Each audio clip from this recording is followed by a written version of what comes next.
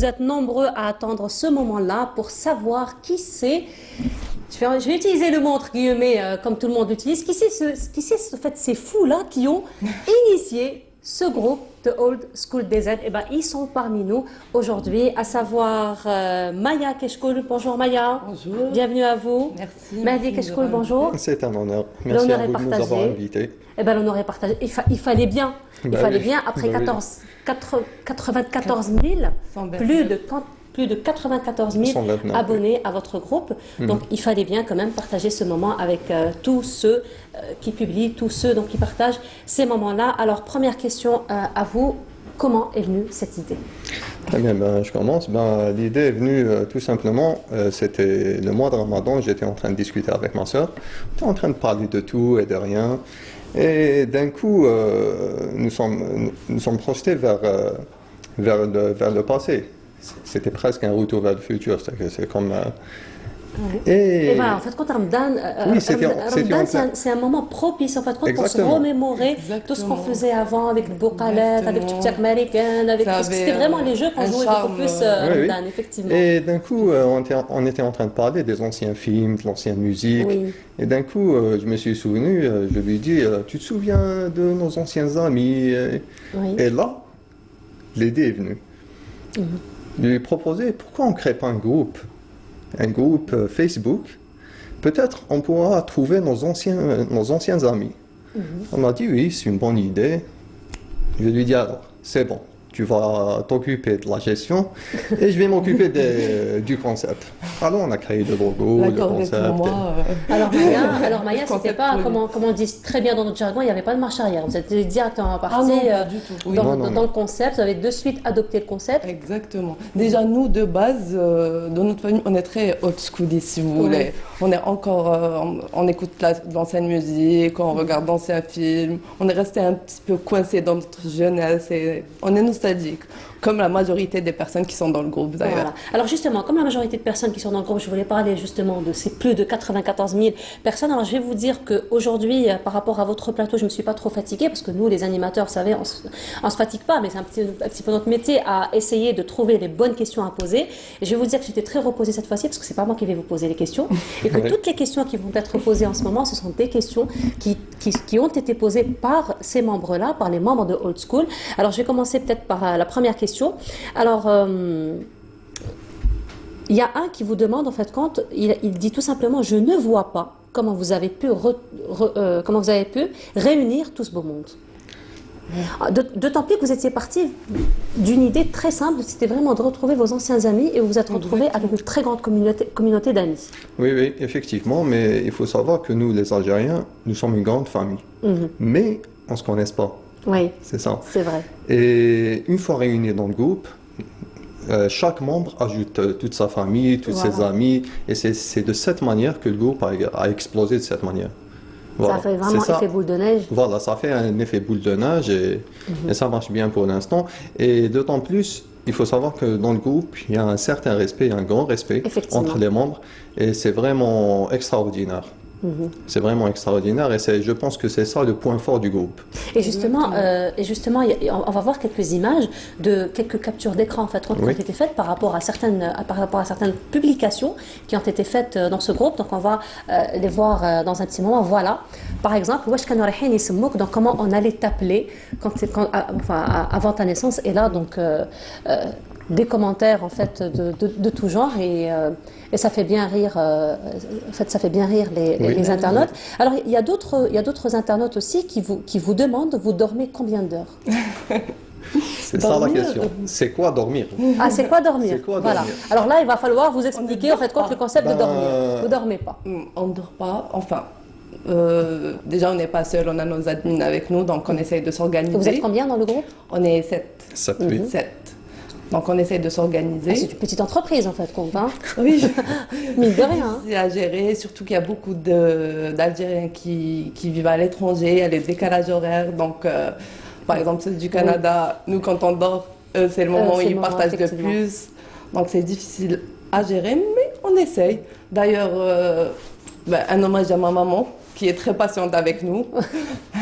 C'est l'heure de manger, il faut dormir. Voilà, c'est l'heure de manger, il faut dormir. Tu manges pas, tu es toujours occupé avec le groupe, mais... Voilà, on va voir d'autres publications donc qu'il y a eu dans ce groupe. Alors celle-là, elle est plutôt bien. Donc vraiment, ça c'est un jeu auquel nous avons pratiquement tous joué. Et au fait, c'est très joli parce que c'est un jeu qui se joue toujours. Il est toujours d'actualité, le jeu de cette famille. Alors justement, vous recevez combien de publications par jour? Parce que si on a plus de 94 000 personnes qui suivent ce groupe, donc c'est tout le monde qui veut publier, c'est tout le monde qui veut parler d'un moment donné de sa vie. Vous recevez combien? Vous êtes des administrateurs, donc vous filtrez un petit peu. Exactement. Statistiquement parlant, on reçoit en moyenne 1500 publications par jour. Ah, quand même. Oui. Ce n'est pas plus. 1500 1500, oui. Donc 1500, alors j'imagine qu'il y a beaucoup de gens qui attendent et qui se posent la question donc, pourquoi leurs publications ne sont pas publiées. Exactement. Alors ça se passe comment? Vous leur dites quoi? Bon, déjà, on filtre à notre niveau. Il y a des publications qui ne passent pas. Donc, on ne valide pas les publications dans 2 cas. Le premier, c'est quand c'est hors charte du groupe. Le deuxième... Voilà, sachant que le groupe, donc vous avez déjà publié une charte. Voilà, nous avons publié une charte bien détaillée. Voilà, donc quand ça qui est suit pas la épinglée charte, en haut de la page. Donc, quand c'est hors charte. Et le deuxième cas, quand la publication a déjà été partagée par un autre membre. On ne veut pas saturer le fil d'actualité, bien sûr, avec les mêmes publications. Et comme quelque part, on a vécu tous la même jeunesse, les mêmes souvenirs, donc on se retrouve avec les mêmes publications. C'est vraiment une grande famille. Oui, d'ailleurs, je suis en train de penser d'ajouter 3 admins, de rajouter 3 autres admins. Il y a Sinan. Vous êtes débordé. Oui, il y a Sinan, Labiba et Alf.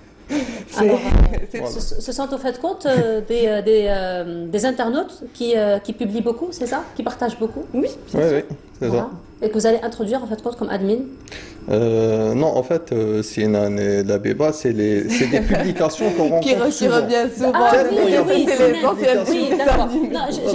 J'avais pensé autrement, j'avais cru autre chose. J'avais pensé que c'était des internautes qui se faisaient appeler Sinan et Labiba. Effectivement, Sinan et Labiba, ce sont les 2 dessins animés qui ont marqué notre enfance.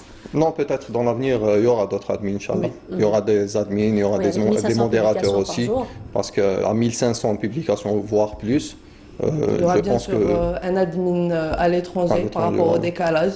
Comme ça, il pourra gérer le flux des Algériens à l'étranger, parce qu'il y en a beaucoup sur le groupe. Donc voilà, on va essayer de gérer. Voilà, donc en fait, quand vous rassurez un petit peu les internautes par rapport à leurs publications. Exactement. Donc, voilà, les publications vont être publiées, juste un petit peu de patience. Alors, un autre administrateur, plutôt un autre utilisateur, pardon. Alors voilà, là c'est une publication qui m'a vraiment fait très très rire. Alors donc ça, c'est la crème du lait. Pourquoi? C'est la crème du lait. Et comment appelez-vous la couche qui se trouve sur le lait bouilli? Donc en fait, compte, c'est le même concept chez tous les Algériens. Hein. Ça s'appelle frère chez tous les Algériens. Je vais répondre à cette question parce que je ne supporte pas le lait. Voilà. Et ben moi non plus. Et ben moi non plus, mais c'était une publication que j'ai trouvée très sympathique. Quand j'ai envie de la taquiner, je dis toujours Farada, voilà. Et c'est venu donc et c'est tombé. Alors je lance un message pour les membres, pour les oldistes. Si vous voulez taquiner Maya, vous dites Halib. Voilà, directement. Alors ce soir, on allait avoir que Halib. Alors il y a un autre utilisateur justement du groupe Old School vous demande si vous avez une vie privée. Bon, en attendant le cardoun, la fameuse mode des filles avec les longs cheveux, le lisseur comme beaucoup d'internautes l'ont appelé justement. Voilà. Donc pour revenir à la question donc, de l'un des utilisateurs, est-ce qu'un administrateur de Old School a une vie privée? On essaie de faire la part des choses. On a une vie privée, effectivement, comme tout le monde. Heureusement, les personnes qui font partie de notre vie privée sont assez compréhensives, ils font partie du groupe, donc ils voient comment ça se passe. Ils font partie du groupe surtout. Exactement. Donc oui, on a une vie privée. On essaie d'alterner entre les deux.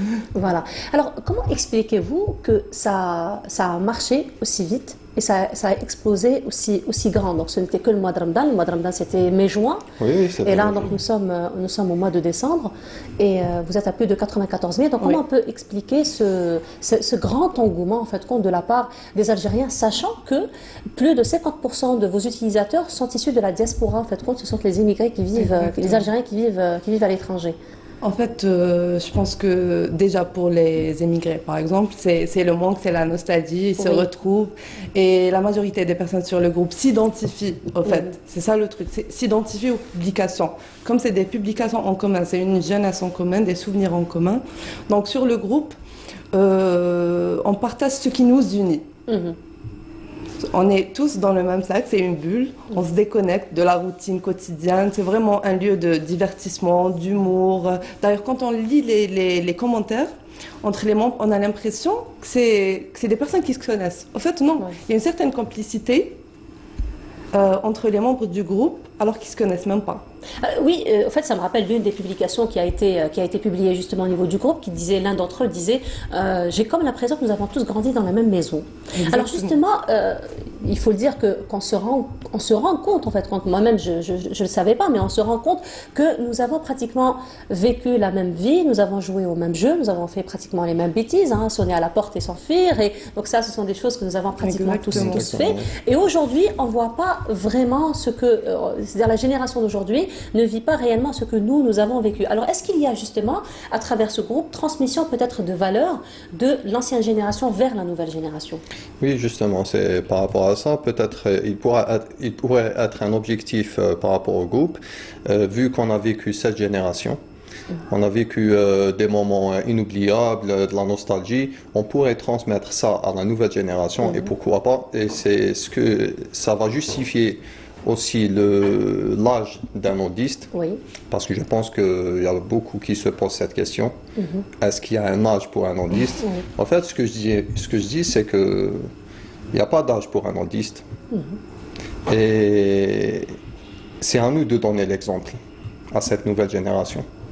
Voilà, c'est ça le but, si on veut, côté âge et côté génération. Parce que la majorité, quand on entend old school, ils vont direct penser vieux. Or, old school, c'est la vieille école. C'est l'école qu'on a connue, l'école des valeurs, des principes, du respect. Et c'est ce qu'on veut montrer sur ce groupe. Et c'est ce qui se passe, en fait, sur ce groupe. Il y a beaucoup de respect, on a rarement de dépassement sur le groupe. Donc, on veut transmettre ça. Alors, justement, comment vous comptez transmettre ça? Là, c'est un travail, chacun fait un travail sur lui-même, je pense. C'est un travail stratégique. C'est un travail personnel déjà. Chacun a la responsabilité de transmettre ça aux futures générations. Alors justement, dans ce sens, est-ce que le groupe, parce que c'est un groupe fermé quand même, est-ce que le groupe est ouvert à tout âge, est ouvert à tout le monde, ou il est ouvert à une catégorie particulière? Oui, il est ouvert à tout le monde. Il est ouvert à tout le monde, et c'est à nous de faire comprendre, par exemple, à une génération qui n'a pas vécu ce qu'on a vécu nous, c'est à nous de leur faire comprendre que voilà, on va montrer ce qu'on a vécu. C'est ça, transmettre. Par exemple, côté musical, ou film, ou anecdote, ou bien même culture, si on veut, les anciens jeux. C'est ce qui se fait d'ailleurs au niveau du groupe. Les anciens jeux, par exemple, si on voit, par exemple, si on prend les anciens jeux comme les billes, la marelle, peut-être ils ne connaissent pas.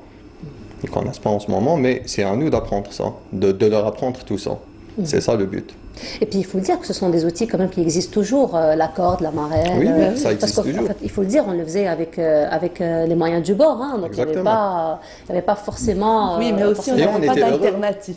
Donc on se basait sur ça. Maintenant ils ont la technologie, les jeux en ligne, les consoles de jeux. Tactiles. Donc ils ne sortent pas beaucoup, ils ne jouent pas... Alors je me demande aussi s'ils font cette bêtise aussi qui est montrée là, à ce moment où tu es en train d'admirer le plafond et le prof te demande de reprendre la lecture là où ton camarade s'est arrêté. Alors je ne sais pas si ça existe toujours. Ça m'est arrivé. Ça nous est tous arrivé quelque part. Sauf qu'ils ne regardent plus le plafond, ils regardent plus leur smartphone, je pense. Leur smartphone, si on veut.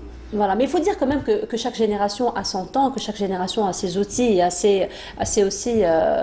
ses intérêts, mais on peut toujours jumeler entre les différents intérêts et pourquoi pas donner un temps particulier à chaque chose, n'est-ce pas? Exactement, c'est exactement ça. D'accord, comment vous voyez en fait compte ceci? Avec les enfants, peut-être avec la nouvelle génération? Pour moi, d'ailleurs on en a parlé, on devrait créer des ateliers après avec les parents et les enfants. Oui. Des ateliers d'initiation de jeux, Les jeux à l'ancienne, même si c'était des jeux avec peu de moyens. Mais ça pourrait faire déjà un moment de partage, parents-enfants. Oui. Et sachant côté, que les parents sont des oldistes, Ouais, c'est déjà pour eux une façon en fait de revenir, de revivre un petit peu l'ancien temps et de partager ça avec les enfants. Donc oui, ça pourrait être une très bonne idée. Puis avec les plus de 94, voilà, même le chiffre, j'arrive même pas à le prononcer. Même avec les plus de 94 000, voilà. Ils pourront tous donc participer à leur manière. À leur manière, exactement. Voilà. Exactement. Alors là, old school, c'est vraiment la tendance actuelle et là où on va, on n'entend que ça. Est-ce que ça vous est arrivé, vous, par exemple, dans votre milieu professionnel, dehors, quand vous êtes dans la rue, est-ce que ça vous est arrivé, en fait, de vivre des moments comme ça avec des gens qui vous disent peut-être je vous recommande tel groupe ou est-ce que